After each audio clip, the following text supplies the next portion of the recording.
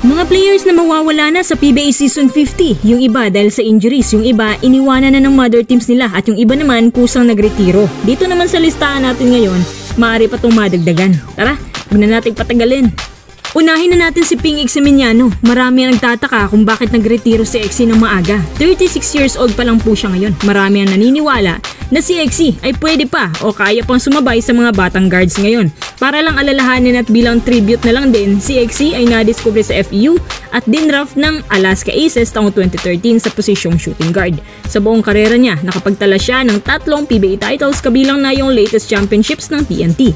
Alam nyo ba na bago na-discover ang isang Brian Heruela o Simon Enciso, si Ping Eximignano munang isang guardian na nagpaindak sa mga manonood dahil sa kanyang speed, penetration sa loob at labas at yung court vision niya, ibang klase din. Maging si Jason Castro, humahanga din sa kanyang ball handling at skill set bilang shooting guard.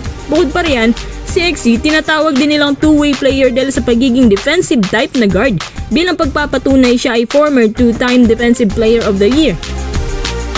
Ang pinagtataka ko lang din ay bakit hindi na lang siya pinakawalan ng TNT para makahanap ng team na lilipatan. Siguradong may bubuga pa yan tapos di na siya ginagamit.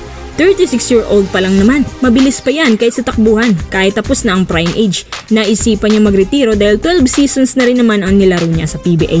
Pangalawa si Santi Santillan, ang 6'4 wingman at versatile forward ng Rain or Shine. Pansamantala munang mawawala ngayong darating na season 50 dahil sa MCL injury. Pero 3 linggo lang naman base sa schedule. Ngayong Oktubre hindi naman ang Ross ang nakatoka na maglaro ng maaga. Kaya sa tansya ng Ross, baka hindi na yan naabot ng 3 weeks. Bali itong injury ni Santi na nakuha niya nung nabagsakan siya ni Cliff Hodge sa tuhod tapos nadaganan pa siya konti ni Jonard Clarito. Kaya mas lumala. Ang inaasahan ngayon ng Ross makarecover at maaaring makatulong ay si Luis Villegas, isang 6'8 big man na ayon kay coaching 100% healthy na raw. Bali hindi siya nakalaro dahil sa ACL injury last year at out po siya noon buong season. Siya rin ang inaasahan ngayon na tutulong kay Keith Dato sa poste. Ang tinitingnan din ni coaching dito kapag bumigay yung mga big man nila kasi nga sila nilang dalawang inaasahan. Si Villegas kasi medyo hilaw pa. Pangatlo si Bo Belga. Bagamat di pa formal na sinabi ni Bo ang pagre-retiro, pero yung Ross management nagpapahiwatig na kukunin na raw siya ng Ross para isama sa coaching staff at maging mentor ng mga batang players. Bali si Gabe Norwood na lang pala talaga ang active player ng Ross na natira sa roster way back 2012. Noong kapanahunan pa ng Prime Jeff at Paul Lee, imbes na nakabalik na sana si Belga last year, ilang games pa lang pinaupo dahil sa vertigo. 38 na po siya ngayon at ang mga ganyang edad alam mo na talaga na hindi pwedeng ibabad. Somehow si Belga, pwede pa sa banggaan. Yung shooting ni Belga nandyan pa rin. Pero dahil sa history ng kanyang injuries kaya ayaw na rin siyang isalpak ng Ross kahit nararamdaman pa minsan ni Bo na kaya pa niya. Pang-apat, si CJ Perez. Ayon kay Coach Leo Austria, si CJ Perez nagkaroon ng grade 3 sprain na iniinda pa niya sa paglalaro sa Gilas. Sa katunayan, ito talaga yung mga consequences kapag yung player mo galing finals tas bugbog pa sa Gilas duty. Kaya marami din ang maatras nito kasi ang PBA ayaw magbigay ng palugit na araw para i-postpone man lang ang PBA finals.